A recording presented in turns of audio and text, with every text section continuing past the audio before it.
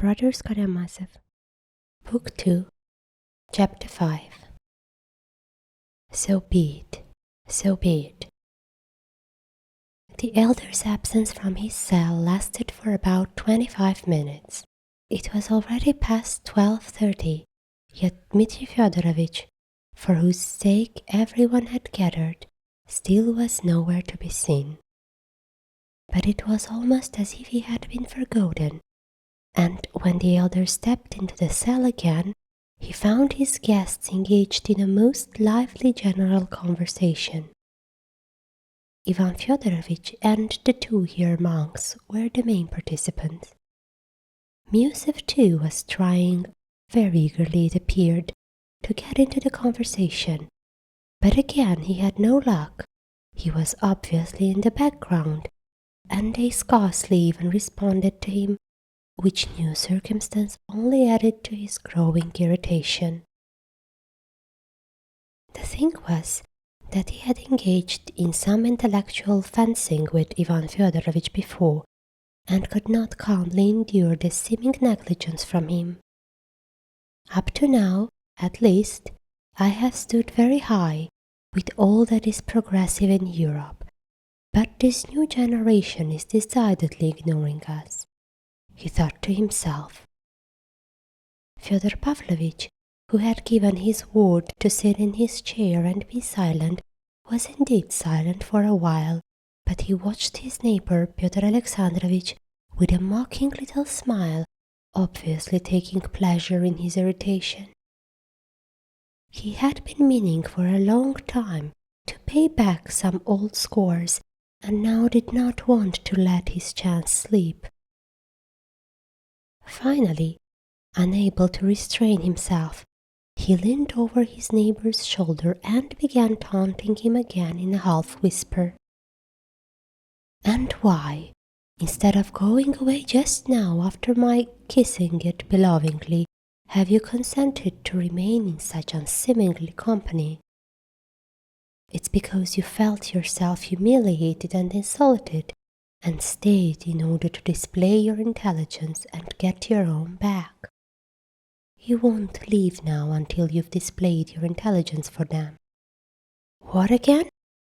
"On the contrary, I leave at once." "You will be the last of all to go." Fyodor Pavlovich picked at him once more. This was almost the very moment of the elder's return.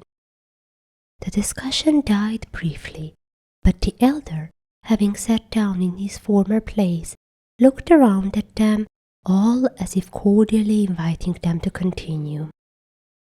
Alyosha, who had learned almost every expression of his face so clearly that he was terribly tired and was forcing himself. In the recent days of his illness he had occasionally fainted from exhaustion. Almost the same pallor as before he fainted was now spreading over his face. His lips became white. But he obviously did not want to dismiss the gathering. He seemed, besides, to have some purpose of his own, but what was it? Alyosha watched him intently. "We were talking about a most curious article by the gentleman," said the Herr monk Iosif, the librarian, addressing the elder and pointing to Ivan Fyodorovich. "There is much that is new in it, but it seems the argument is two-edged. It is a magazine article on the subject of ecclesiastical courts and the scope of their rights, written in reply to a churchman who wrote an entire book on the subject. Unfortunately, I have not read your article, but I have heard about it," the elder replied, looking intently and keenly at Ivan Fyodorovich. "He stands on a most curious point," the father librarian went on. "Apparently, on the question of ecclesiastical courts, he completely rejects the separation of church and state." "That is curious, but in what sense?" the elder asked Ivan Fyodorovich.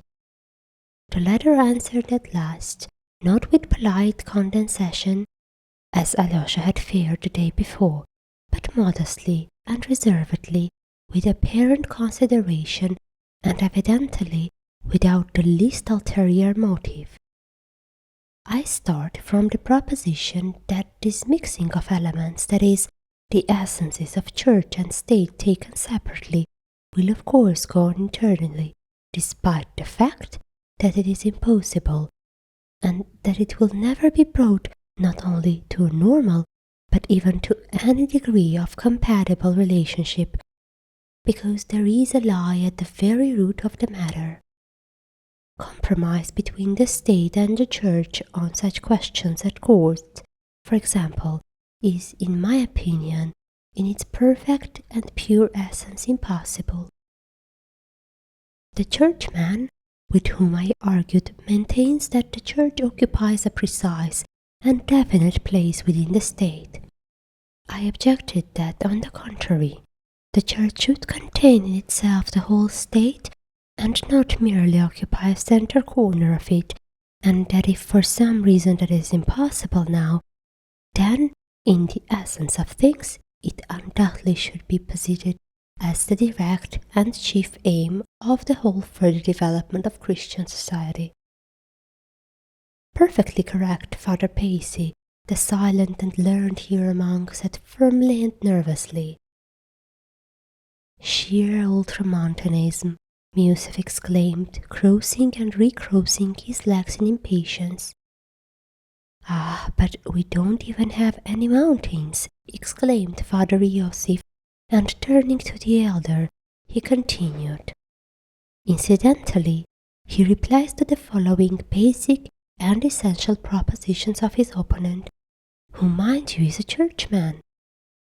First, that no social organization can or should arrogate to itself the power to dispose of the civil and political rights of its members. Second, that criminal and civil jurisdiction should not belong to the Church and are incompatible with its nature both as divine institution and as an organization of men for religious purposes. And finally, third, that the Church is a kingdom not of this world. A most unworthy play on words for a churchman. Father Pacey, unable to restrain himself, interrupted again.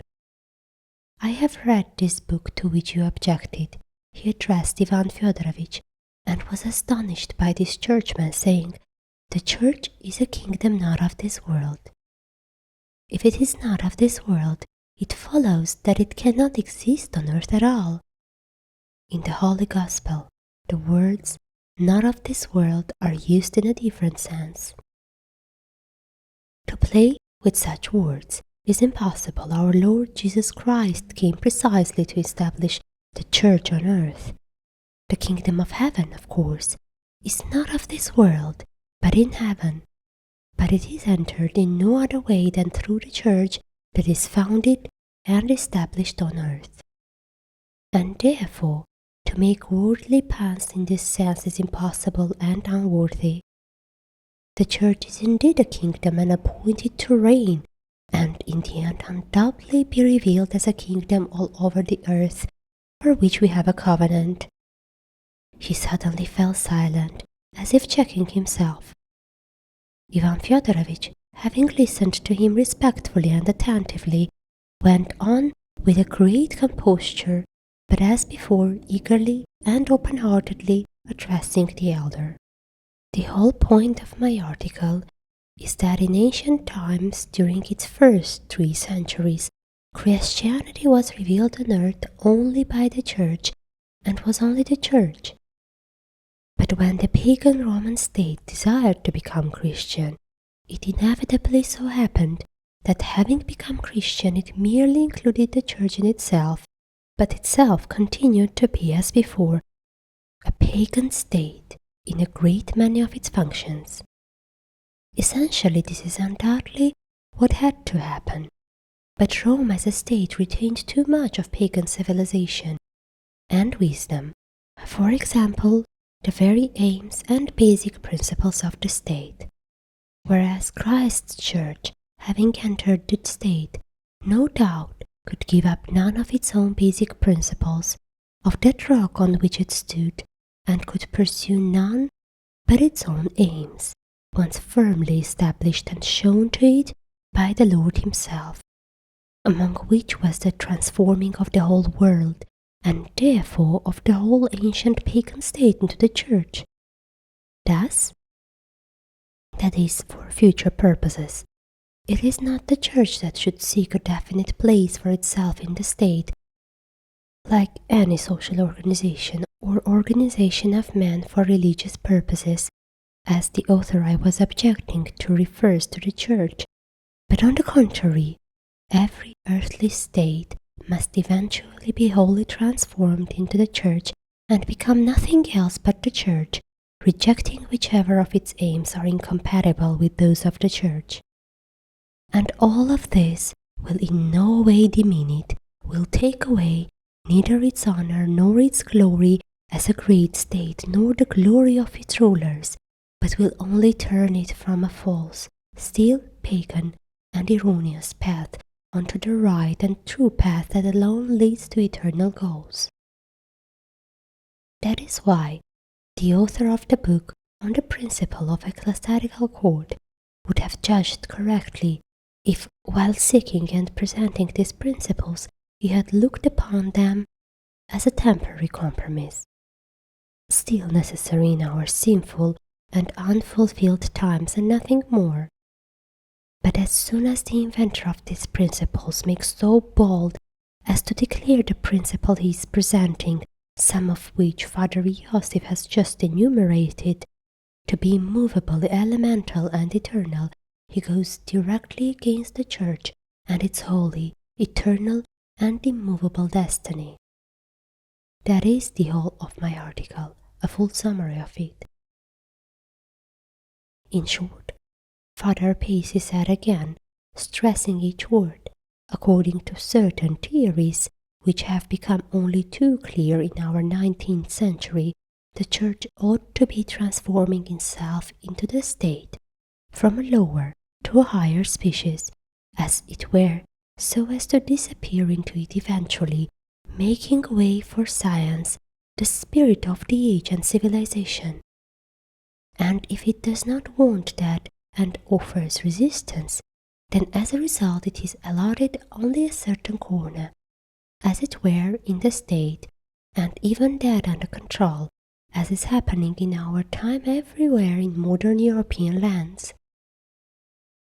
Yet according to the Russian understanding and hope, it is not the Church that needs to be transformed into the state as from a lower to a higher type, but on the contrary, the state should end by being accounted worthy of becoming only the Church alone, and nothing else but that.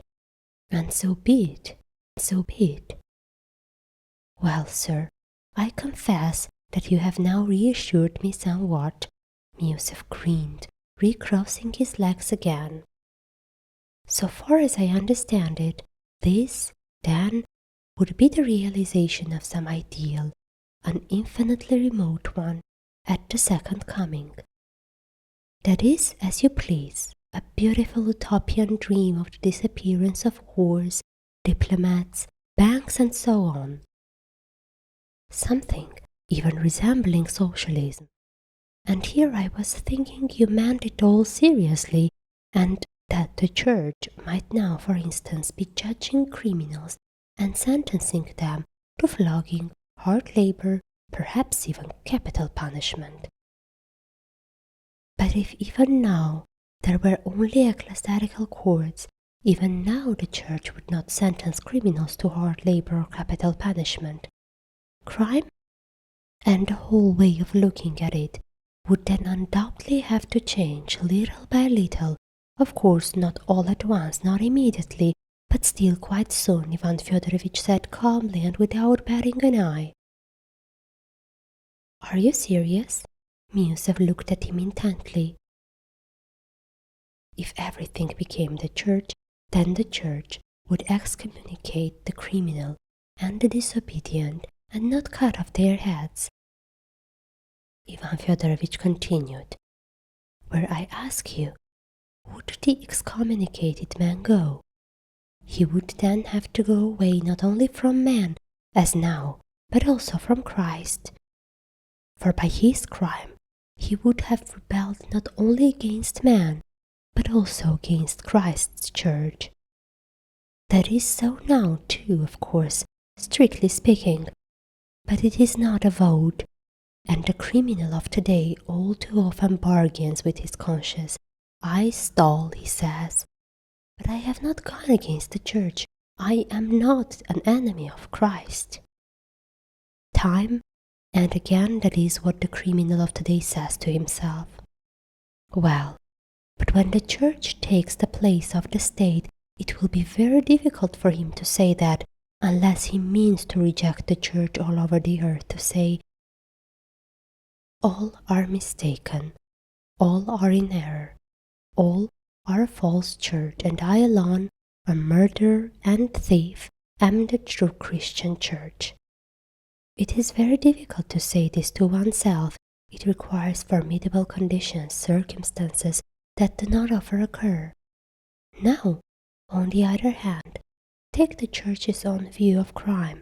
Should it not change from the present almost pagan view, and from the mechanical cutting off the infected member, as is done now for the preservation of society, and transform fully now, and not falsely, into the idea of the regeneration of man anew, of your restoration and salvation?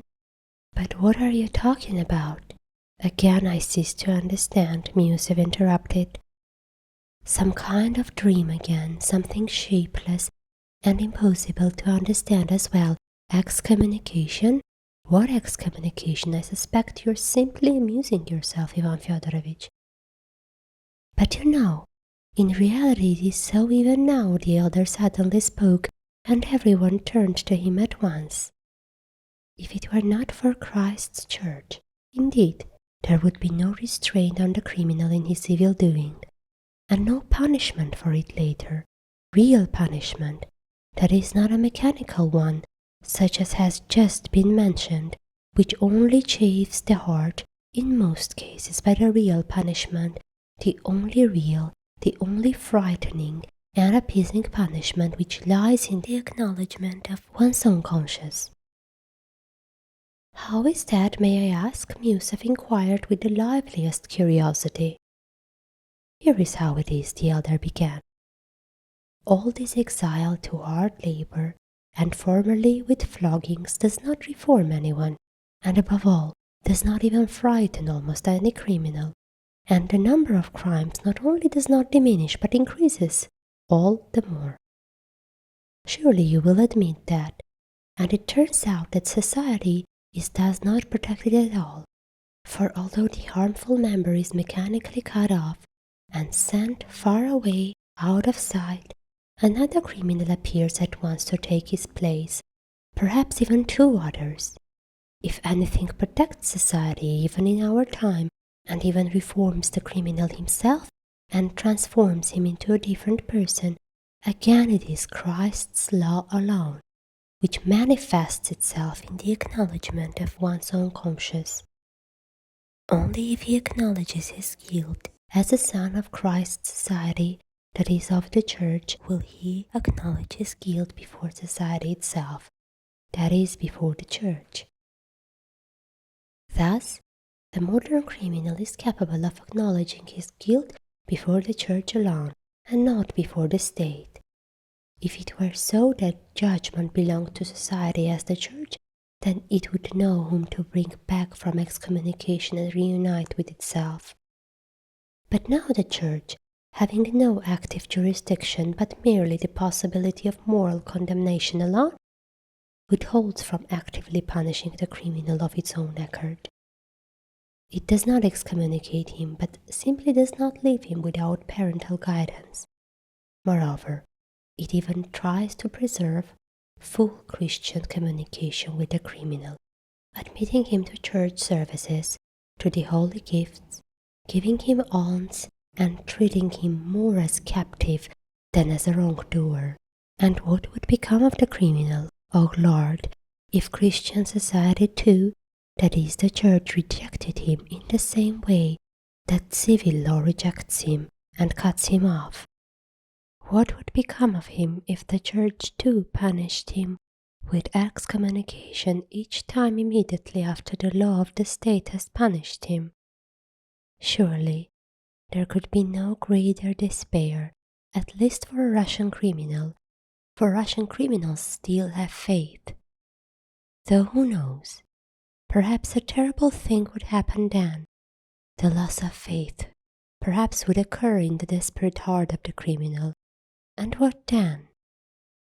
But the Church, like a mother, tender and loving, withholds from active punishment, for even without her punishment the wrongdoer is already too painfully punished by the state court, and at least someone should pity him. And it withholds above all because the judgment of the Church is the only judgment that contains the truth, and for that reason it cannot, essentially and morally, be combined with any other judgment, even in a temporary compromise.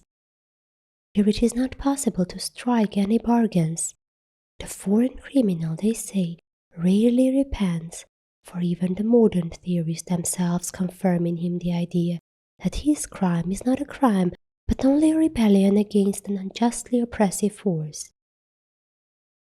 Society cuts him off from itself quite mechanically by the force that triumphs over him, and accompanies that excommunication with hatred, so at least they say about themselves in Europe, with hatred and complete indifference and forgetfulness of his subsequent fate as their brother. Thus, all of this goes on without the least compassion of the Church, or in many cases there already are no more churches at all, and what remains are just churchmen and splendid church buildings, while the churches themselves have long been striving to pass from the lower species, the Church, to a higher species, the state, in order to disappear into it completely. So it seems to be, at least in Lutheran lands, and in Rome it is already 1,000 years since the state was proclaimed in the place of church. And therefore the criminal is not conscious of himself as a member of the church, and excommunicated he sits in despair. And if he returns to society, it is not seldom with such hatred that society itself, as it were, now excommunicates with him. What will be the end of it, you may judge for yourselves. In many cases it would appear to be the same with us. But the point is precisely that, besides the established courts we have, in addition the Church as well, which never loses communion with the criminal, as a dear and still beloved son. And above that, there is a preserved, even if only in thought, the judgment of the Church, not active now, but still living for the future, if only as a dream, and unquestionably acknowledged by the criminal himself, by the instinct of his soul. What has just been said here is also true, that if, indeed, the judgment of the Church came, and in its full force, that is, if the whole society turned into the Church alone, then not only would the judgment of the Church influence the reformation of the criminal as it can never influence it now, but perhaps crimes themselves would indeed diminish at an incredible rate. And the Church too, no doubt, would understand the future criminal and the future crime in many cases quite differently from now, and would be able to bring the excommunicated back, to deter the plotter, to regenerate the fallen. It is true, the elder smiled, that now the Christian society itself is not yet ready and stands only on 7 righteous men, but as they are never wanting, it abides firmly all the same, awaiting its complete transfiguration from society as still an almost pagan organization into one universal and sovereign church. And so be it, so be it, if only at the end of time, for this alone is destined to be fulfilled, and there is no need to trouble oneself with times and seasons, for the mystery of times and seasons is in the wisdom of God, in His foresight and in His love, and that which by human reckoning may still be rather remote, by divine predestination may already be standing on the eve of its appearance at the door. And so be that too, so be it. So be it, so be it, Father Pacey confirmed with reverence and severity. Strange, most strange, Musef pronounced, not so much fervently as with, so to speak, a sort of repressed indignation. What seems so strange to you? Father Iosif cautiously inquired. But really, what are you talking about? Musef exclaimed, as if suddenly bursting out.